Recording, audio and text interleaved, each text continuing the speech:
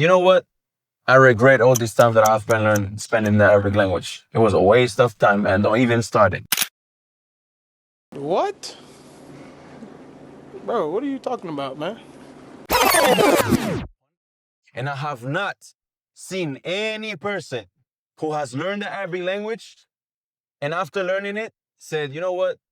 I regret all this time that I've been spending the Arabic language. It was a waste of time and don't even start it. I've never came across this person. I have met thousands of students spending 6 years in Egypt. I can tell you that.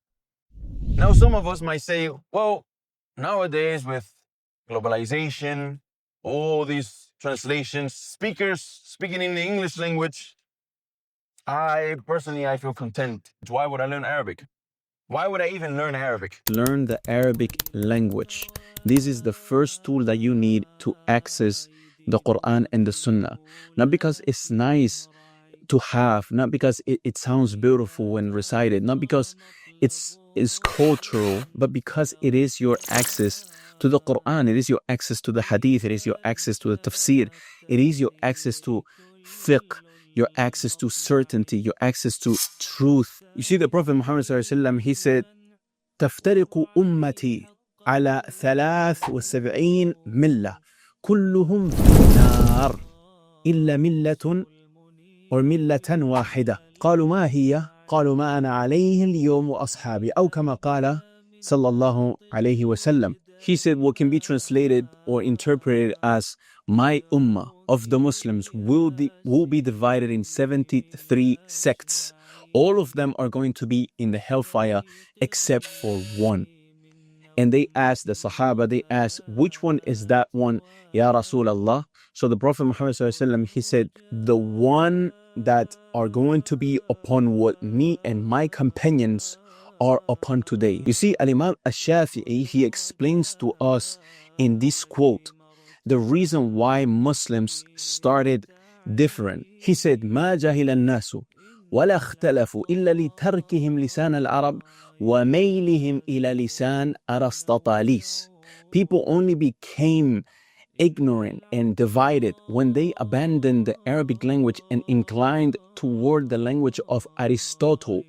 And what it means is that when Muslims left the Arabic language, they lost clarity. When they relied on translations, they got confused. When they followed impressive speakers, they fell into sects. Sounds familiar? Today, instead of Aristotle's, we have AI. We have ChatGPT. Are you familiar with Sahih Bukhari? Oh, absolutely. Sahih al-Bukhari is one of the most well-known and respected collections of hadith in the Islamic tradition.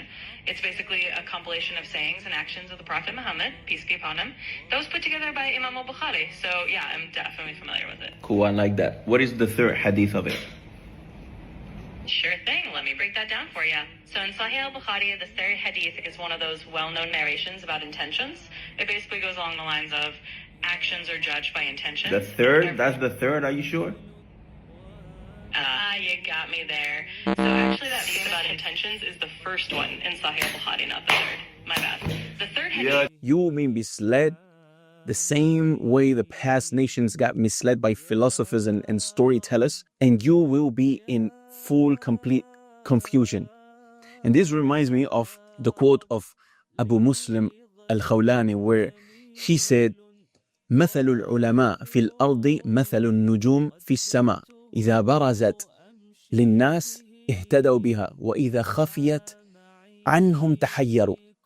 He said, in what can be interpreted, that the example of scholars on earth is like the stars in the skies. When they appear, when the scholars appear, people are guided by them. When they disappear, people become confused. And today, the scholars are disappearing.